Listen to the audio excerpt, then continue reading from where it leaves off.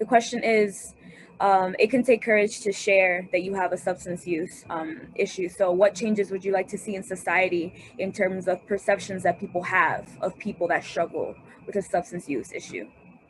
Well, for me, I feel as though society need to be more educated about that is it's a disease, and they, because like even for myself, right, when I first came into recovery, I remember the people was sharing, they was reading and telling me, they was educating me on what I suffer from, and they was saying that it was a disease.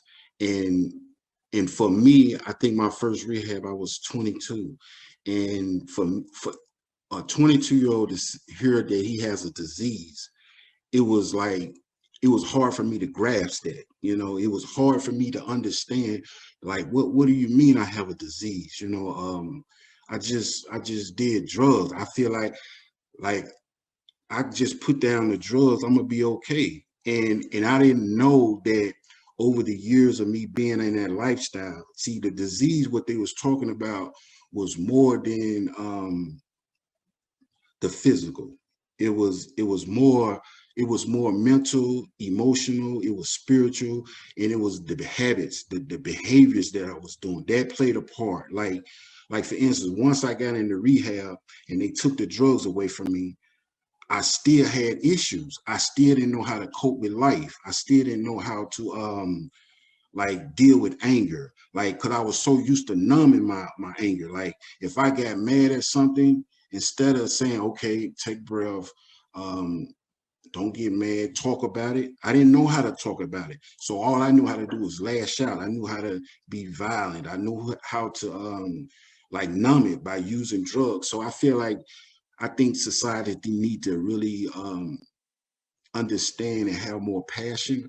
But I also understand too, like with this addiction that I suffer from, a lot of people won't understand it, no matter how much you educate them.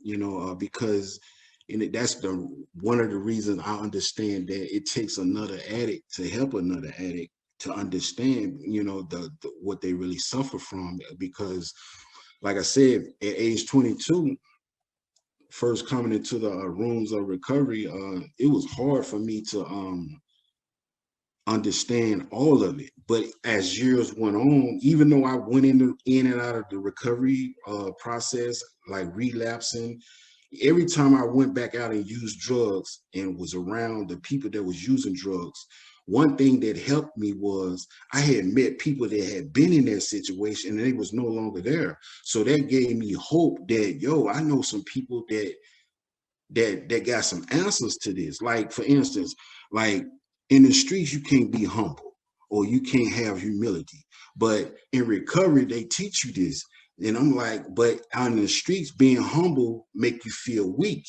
So it was like I was wrestling with recovery and with this lifestyle I grew up in.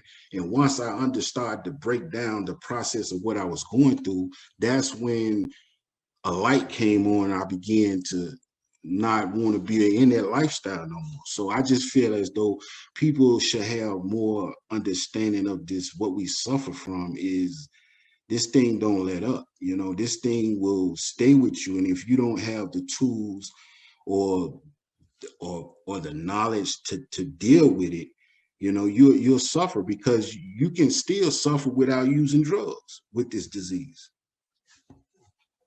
Yeah, definitely. Tiffany, do you have anything you want to add?